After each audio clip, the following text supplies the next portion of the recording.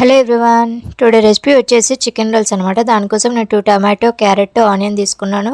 Morning chicken fry చేశాను. అందులోంచి boneless pieces తీసుకుని అవి చిన్న చిన్న కట్ చేసుకున్నాను.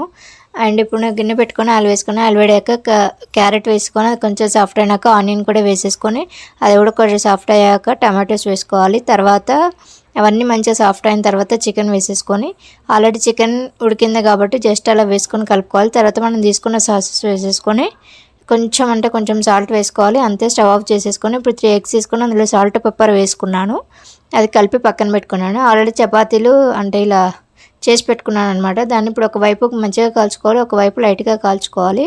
ఇప్పుడు మనం తీసుకున్న ఎగ్ మిశ్రమం పైన కొంచెం పచ్చిగా మనం ఎక్కువ కాల్చుకున్న చపాతీ వైపు దానిపైన అతికి పెట్టుకోవాలి. ఇప్పుడు బ్యాక్ సైడ్ కూడా కాలిన తర్వాత మళ్ళీ తిరిగేసుకొని మనం రెడీ చేసుకున్న మిశ్రమం పెట్టుకొని రోల్ చేసేసుకుంటే మన chicken rolls ready. Thank you for watching. Bye. See you next video.